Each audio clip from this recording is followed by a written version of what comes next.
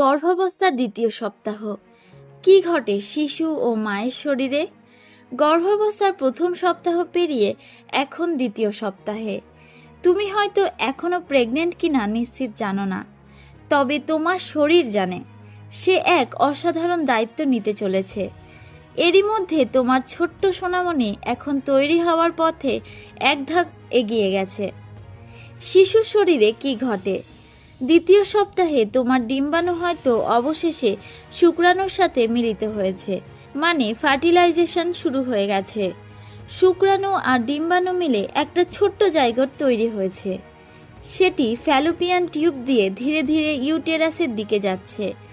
কিছুদিনের মধ্যে এটি জরায়ুর দেওয়ালকে নিজেকে শক্তভাবে বসিয়ে দেবে, যাকে আমরা ইমপ্ল্যান্টেশন বলি।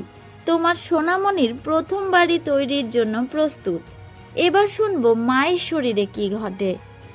তোমার শরীরে এখন HCG হরমোন আরও বাড়ছে, যা পিরিয়ডকে পুরোপুরি বন্ধ করে দেবে।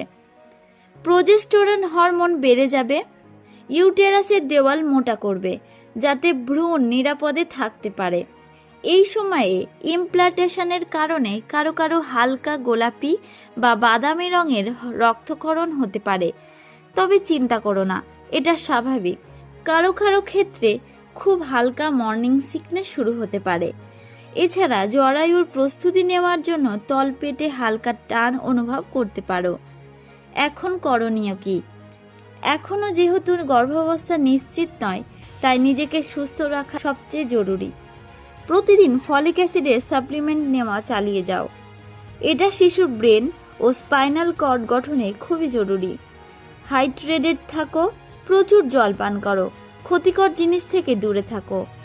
এই সময় থেকেই অ্যালকোহল এবং ধূমপান থেকে সম্পূর্ণ বিরত থাকো।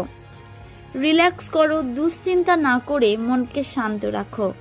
মনে রেখো, প্রতিটি নতুন সকাল তোমার ভবিষ্যতের সোনামণির জন্য এক নতুন উপহার নিয়ে আসছে। নিজেকে সুস্থ ও খুশি রাখো। তৃতীয় সপ্তাহে কি হবে জানার জন্য চ্যানেলটিকে সাবস্ক্রাইব করো।